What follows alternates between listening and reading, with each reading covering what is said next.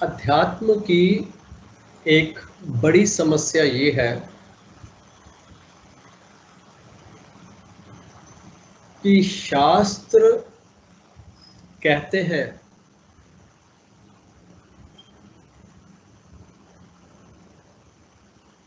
सब परमात्मा ही है और जो कुछ होता है वो हरि इच्छा से होता है। और साधक की परेशानी, साधक का संघर्ष ये है कि साधक के पास एक शरीर और एक बुद्धि और एक व्यक्तित्व होता है और उसके साथ उसका अहम होता है, अहंकार होता है। अगर साधक कुछ परमात्मा को समझने का प्रयास करता है और उसको लगता है कि उसने कुछ परमात्मा को समझ लिया, तो कहीं ना कहीं उसके अंदर एक विचार अवश्य होता है कि मैंने परमात्मा को समझ लिया, और उसका व्यक्तित्व उसको इससे बाहर जाने नहीं देता। इसी लंबी समय की श्रृंखला में साधक के आसपास कुछ चीजें होती रहती हैं। अगर साधक ध्यान दे, विवेक का प्रयोग करे, तो वो जो उसके आसपास होता रहता है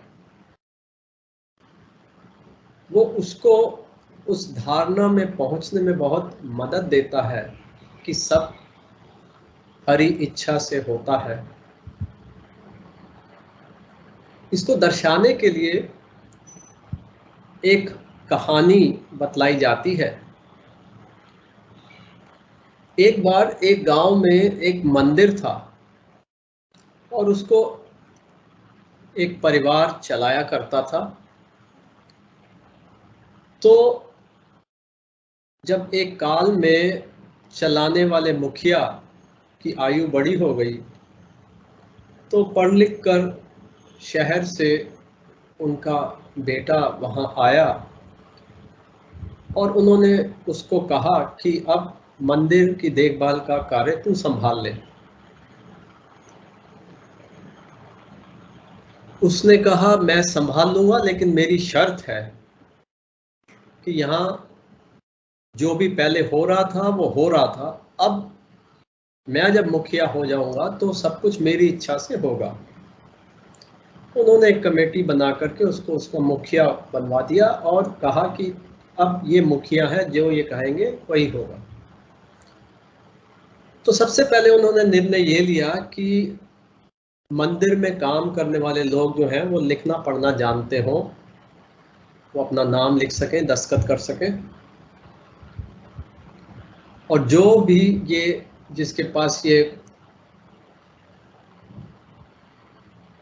सर्टिफिकेट नहीं है वो अपना कोई दूसरा कार्य ढूंढ ले और उसको वहां से निवृत्त कर दिया जाएगा।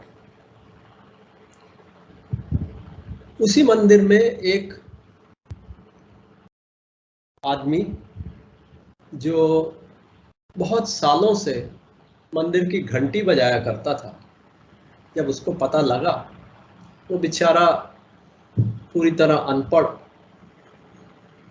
तो वो गया मुखिया से कहा कि मेरे कार्य में क्या कोई दोष है, मुझे क्यों निकाला जा रहा, मैंने किसी दिन छुट्टी की है या मैं किसी दिन देर से। कहता नहीं नहीं ऐसी बात नहीं, ये हमारा निर्णय है कि हम कम से कम 10वीं पास आदमी को ही अपने मंदिर में रखेंगे, और क्योंकि आप 10वीं पास नहीं है इसलिए हम आपको कह रहे हैं कि आप दूसरा कार्य ढूंढ लें और ये 1 महीने की तनख्वाह आप ले लें और अपना दूसरा कार्य ढूंढ लें।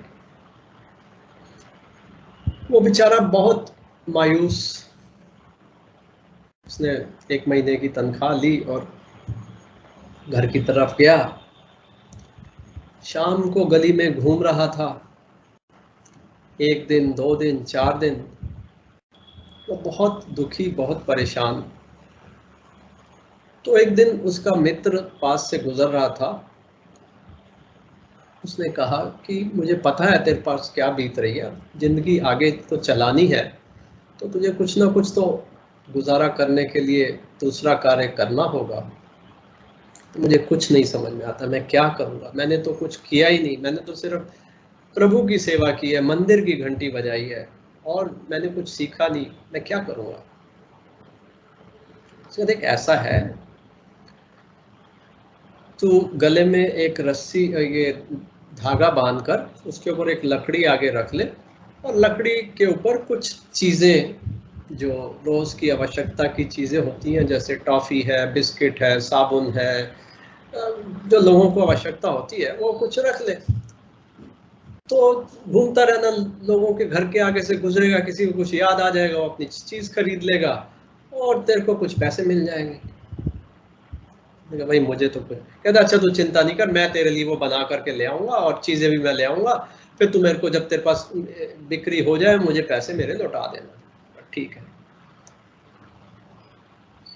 तो उसने वो फट्टा लकड़ी का और उसके साथ धागा बांध करके और चीज़ें उसके ऊपर सजा के एक अच्छा सा रंगीन कागज़ बिछा के और उसको तिलक किया, उसकी पूजा की और उसको भेज दिया। अब किस्मत 2 घंटे में उसकी सारी चीज़ें बिक गई और पैसे भी आ गए। वो गया मंदिर में, भगवान को चढ़ाया और लेके आया, प्रभु तेरा लाख लाख शुक्र है। फिर अगले दिन उन्होंने ऐसे ही किया, फिर ऐसे ही हो गया। तो फिर उसके मित्र ने कहा अगर इतनी जल्दी ये बिक रहा है तो ऐसे कर, तू 2 चक्कर लगा लिया कर, एक सुबह एक शाम। उसने 2 चक्कर लगाने शुरू किए, दोनों चक्रों में 1-1 घंटे में सामान बिक जाए। तो मित्र को कहा भाई ये तो चमत्कार हो रहा है। उनका देखो ऐसा है, भगवान शायद तुमसे खुश है, अब कुछ और सोचते हैं, अब ऐसे करते हैं, एक रेड़ी मैं तुमको दे देता हूँ ला करके, और उस रेड़ी में तुम ज़्यादा सामान रख लोगे और थोड़ी देर एक जगह बैठोगे तो लोगों को पता लग जाएगा यहाँ रेड़ी होती है, ये सामान होता है, लोग अपने आप आने शुरू हो जाएंगे, तुम्हें घूमना कुछ कम पड़ेगा। और जब 1-2 घंटे कोई ग्राहक ना आए फिर तुम रेड़ी को लेके थोड़ा आगे सरका लिया करो और कहीं दूसरे इलाके में जाकर चक्कर लगा के वहाँ बेच दिया करो। भाई जैसे तू कहा, मुझे तो इस बारे में कोई ज्ञान नहीं है। तो मित्र ने उसको ला करके रेड़ी दे दिया, सामान भर के दे दिया और उसने रेड़ी शुरू किया। अब रेड़ी का सामान भी सारा का सारा बिकने लगा। 1 दिन 2 दिन 1 हफ्ता 1 महीना खूब बिक्री होने लगी और उसके घर की हालत अच्छी होने लगी। मित्र ने कहा कहो भाई कैसे हो, कैसे चल रहा है।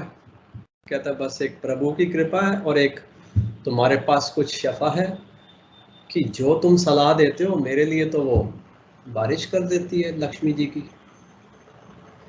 चलो ऐसा है, जब ऐसा हो ही रहा है तो मैं तो, मुझे क्या फ़र्क पड़ता, मैं तुमको कुछ और पैसे देता हूँ, अब तुम किराए पे एक दुकान ले लो और वहाँ पे तुम हलवाई का काम शुरू कर दो, दूध रखा करो, दही रखा करो, खोया रखा करो, कुछ बर्फी बना दिया,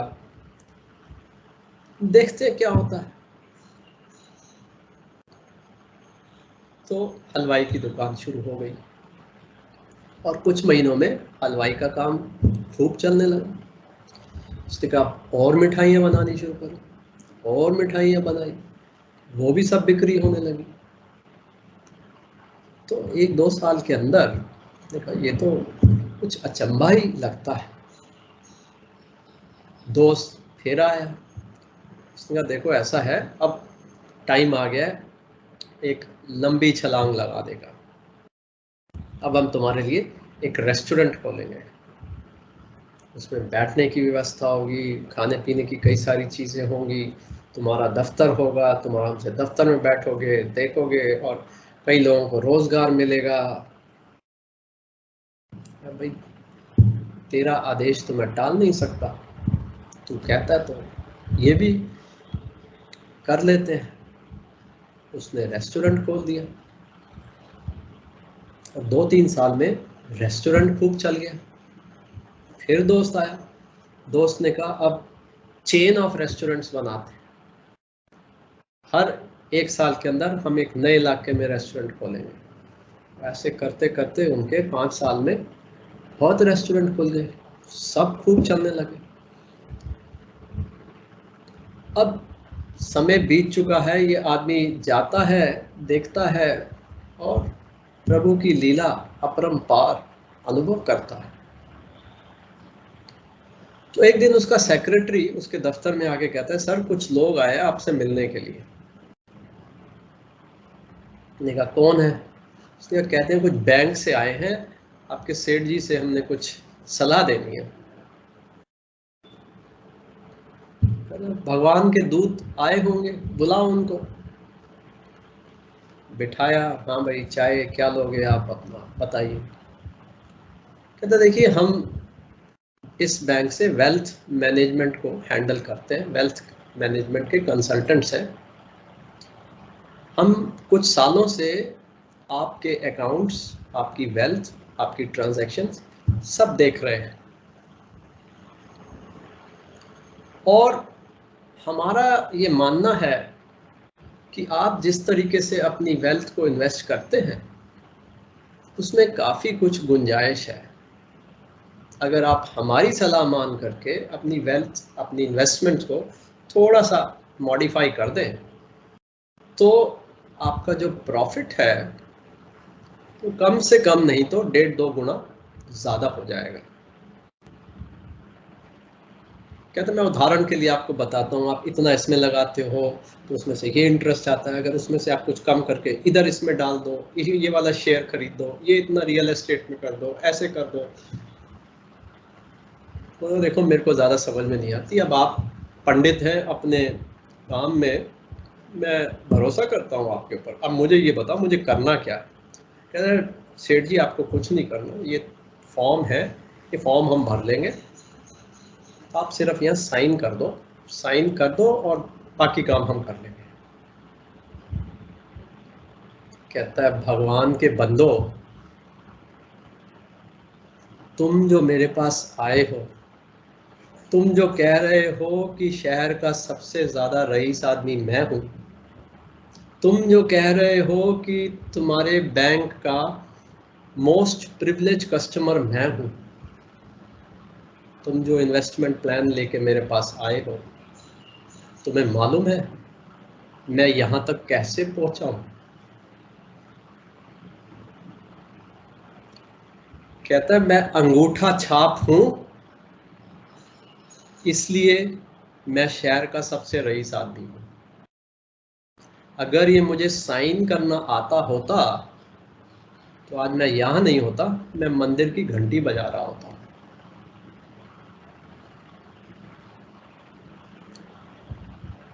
तो कहानी तो ये है, निष्कर्ष कि सारी दौलत किसी को मिली जो दुनिया की नजरों में उसका कहीं से भी अधिकारी नहीं था। ना तो उसके पास कुछ शिक्षा का ज्ञान था, ना कोई प्रशिक्षण था, ना उसने दौलत को संभालने का कुछ ज्ञान हासिल किया था, ना ही उसका इरादा था उस दौलत को प्राप्त करने का। तो फिर दौलत उसके पास कैसे आई? अगर तर्क से सोचे, अगर दिमाग से सोचे तो इसका कोई तर्क और कोई भी औचित्य हमको नजर नहीं आएगा। लेकिन ये हो चुका है कि उसके पास दौलत आ चुकी है।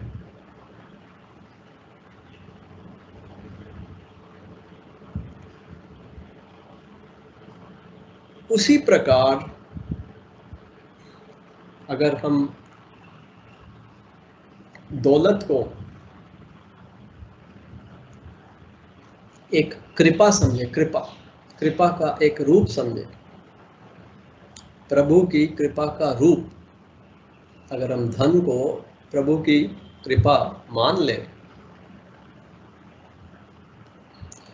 तो दुनिया हमें ये सिखाती है कि धन की प्राप्ति के लिए ये कदम उठाने चाहिए, ऐसा ऐसा ऐसा ऐसा ज्ञान आपके पास होना चाहिए।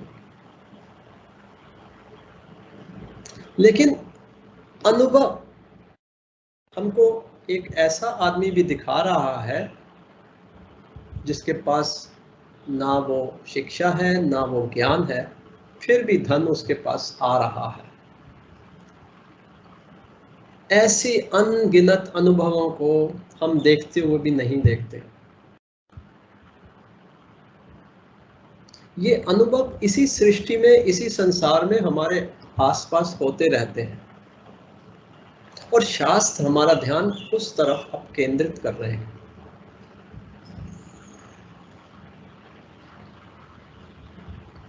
जो इस तरफ देखेगा, जो इस सत्य के इस रूप को अपने ध्यान में ले जाएगा, उसके ऊपर चिंतन करेगा कि जब इस आदमी के पास ज्ञान नहीं है, शिक्षा नहीं है, तो इसके पास धन आया कैसे, कहां से आया, किसने भेजा।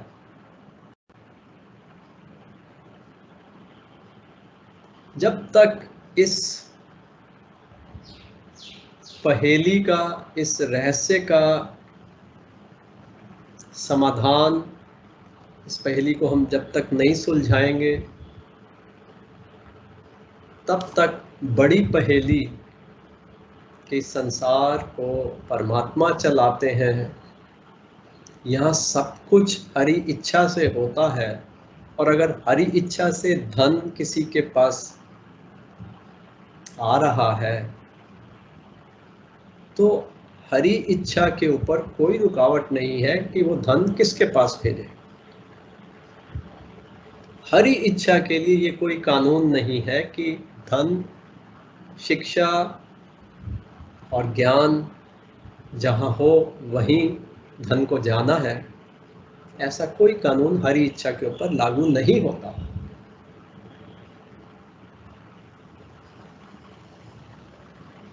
तो ये साधारण भाषा में हम जिसको अपरोक्ष अनुभूति बोलते हैं, परोक्ष का मतलब जो बुद्धि से, इंद्रियों से जो ग्रहण किया जा सके वो परोक्ष, और जो इंद्रियों और बुद्धि से परे वो अपरोक्ष। तो हरि इच्छा का वो रूप जो इंद्रियां और बुद्धि से बाहर है और हमारे दैनिक जीवन में वो अनुभव बन के आते हैं, हम चाहें, अगर हमारा अपरोक्ष में विश्वास है, श्रद्धा है, हम चाहें तो उस अपरोक्ष द्वार से आने वाले प्रभु के रूप को हम ग्रहण कर सकते हैं, अपना बना सकते हैं। दैवी संपदा, यश, ज्ञान, धन, ऐश्वर्य, ये सब दैवी संपदा।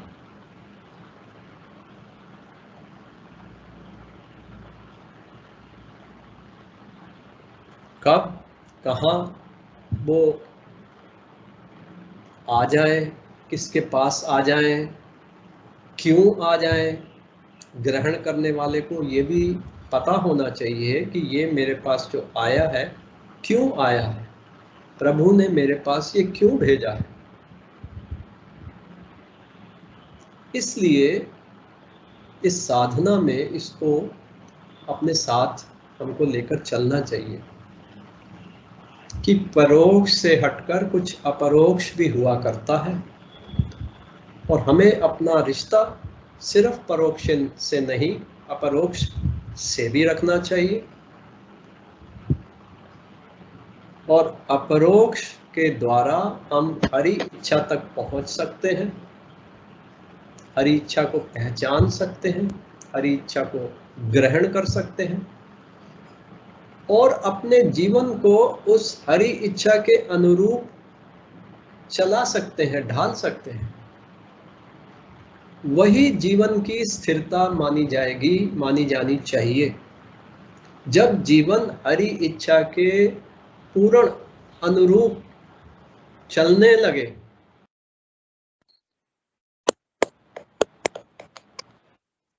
वही संतोषमय जीवन हो सकता है। और बिना संतोष के शांति की कल्पना नहीं की जा सकती।